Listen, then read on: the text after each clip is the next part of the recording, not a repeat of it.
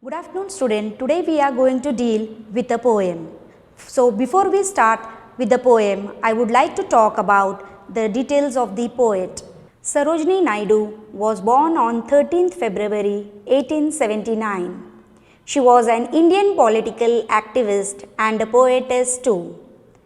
She was the first president of Indian National Congress, who was a woman, and the first governor of Uttar Pradesh in free India. She was a multilingual and a proficient in Urdu, Telugu, English, Bengali and Persian. At the age of 12, she started her creative writing. Her main genre was on Indian nationalism.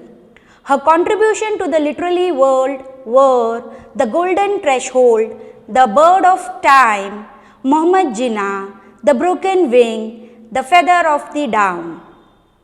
Our poem Indian Weaver is from her first anthology, that is The Golden Threshold.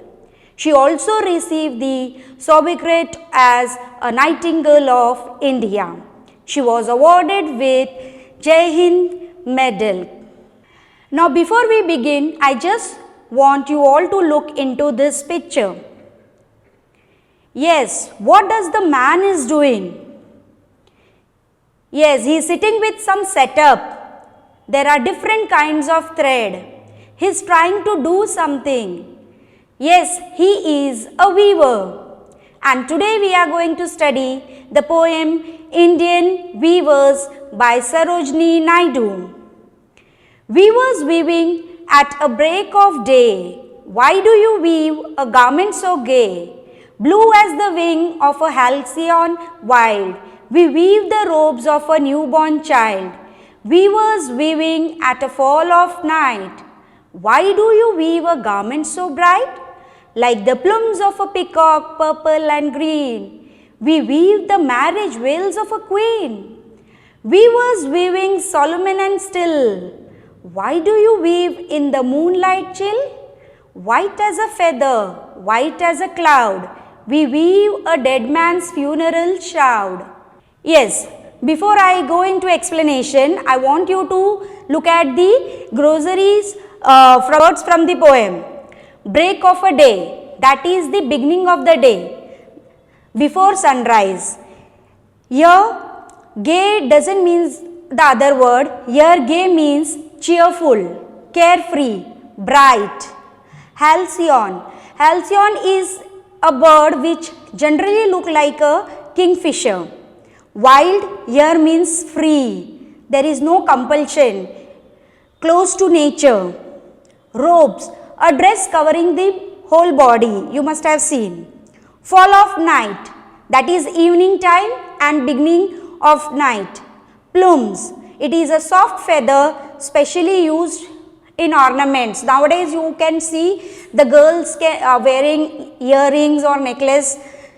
Next is the marriage veils. It is a fine material worn by a woman to protect or conceal the face. See, nowadays marriage veil are used generally in marriages, but nowadays due to protection, due to this pandemic corona, we are using masks and we are also wearing the veils, especially the women. Solomon. Solomon is what? You are formal, dignified and honest. Still, very quiet and silent. Chill, cold, lifeless, as if there is no life in that particular human being or a living being. White, empty, colorless, fade up.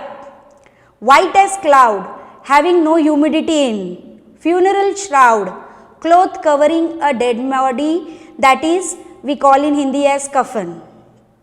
Now we will go as per the stanza wise.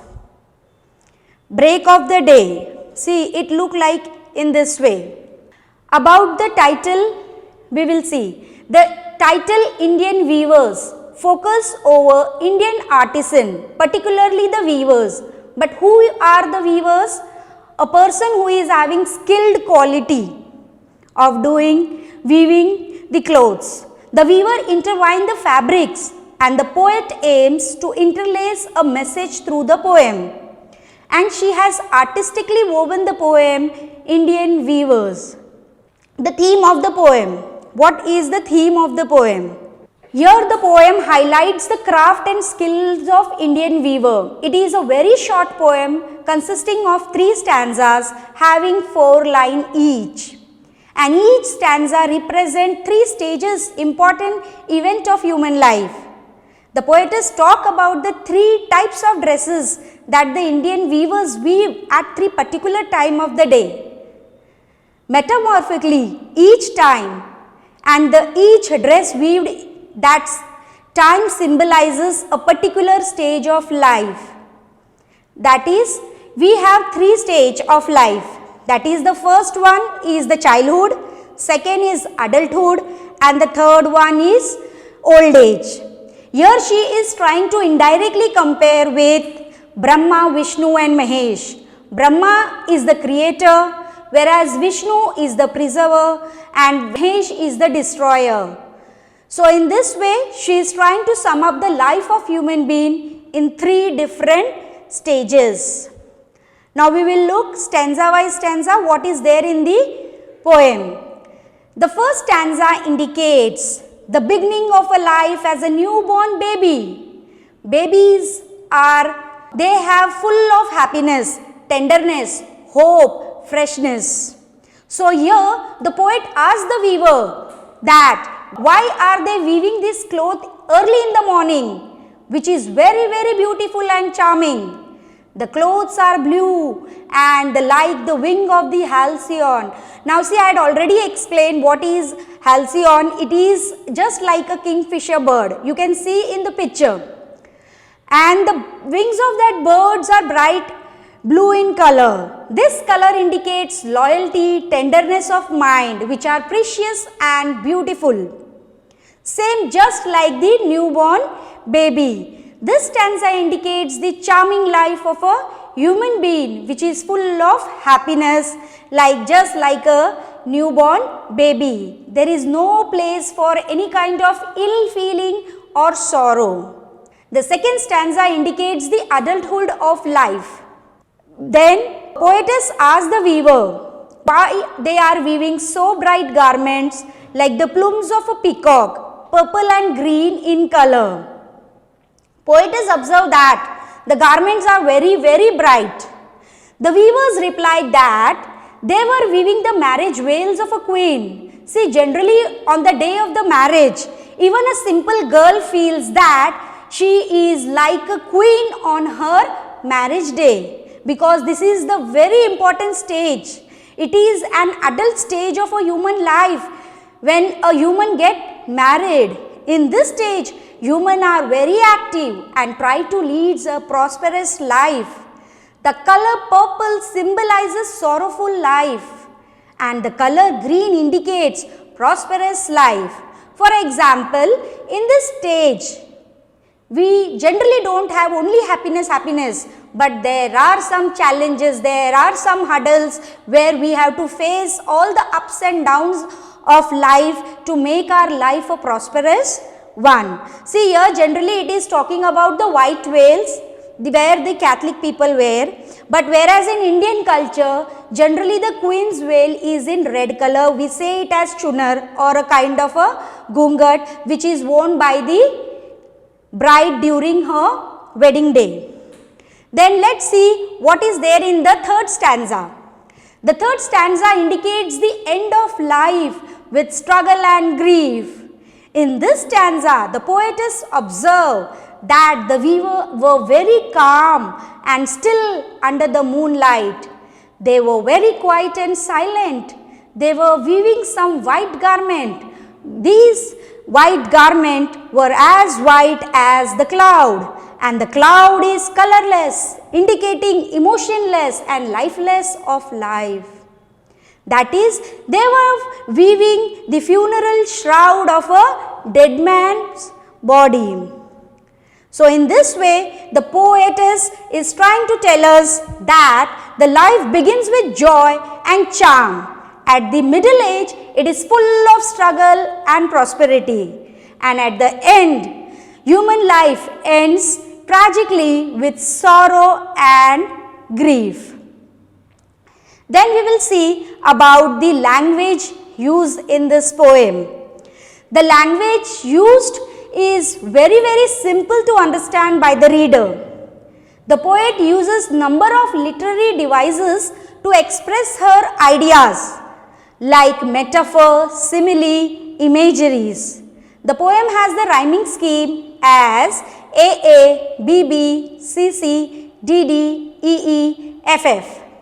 As I already told that it is a very short poem consisting of 3 stanzas having 4 lines, and each 4 line represent a stage of a human life, and these 4 lines are known as quatrain. The poetess talk about 3 different types of dresses that the Indian weavers weave at 3 particular times of the day.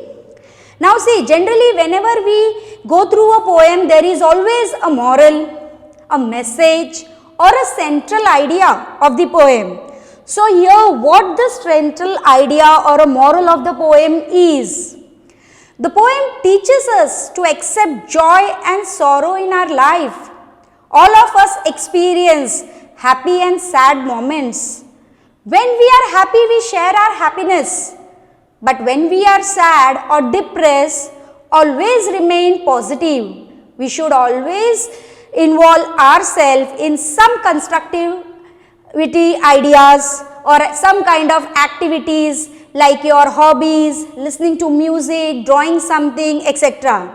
It also dignifies the work of the weaver. Now we will go back to the poem and see the figures of speech one by one according to stanza wise.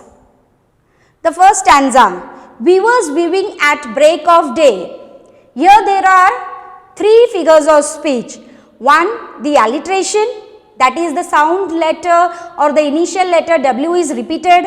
Second is climax, the words are arranged in ascending order.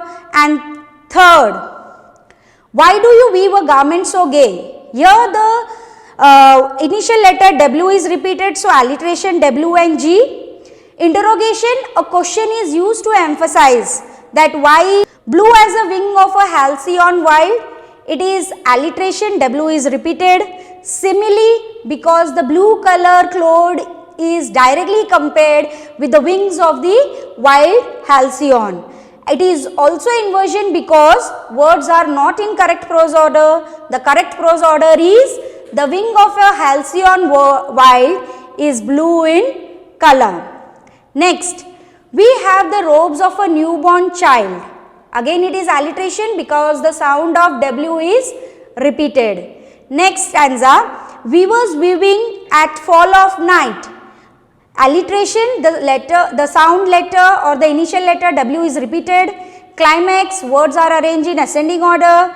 Metaphor, like the plumes of a peacock, purple and grey. Simile, the garment is indirectly compared with purple and green colored plumes of peacock. Anticlimax, whereas it is arranged in descending order, that is sorrow is mentioned before happiness. Alliteration, the letter P is repeated. A garment so bright, alliteration because the sound letter W is repeated. Interrogation because the question mark is emphasized. Weaver weaving Solomon and still. Now here there are many figures of speech in this particular line. First is alliteration because the sound W and S are repeated. Second, climax, words are arranged in ascending order. Third, tautology, the words Solomon and still are similar in meaning, that is they both are having one meaning. Then next line, what do you weave in the moonlight chill? Interrogation, a question is used for emphasis. Inversion, words are not put in correct order. What should be the correct order? What do you weave in the chill moonlight? Alliteration, the sound of letter W is repeated, and again here the next line comes about the old age, that is the sound that is directly compared to the moonlight. So we are going to do all the activities in the next class. Till then, thank you.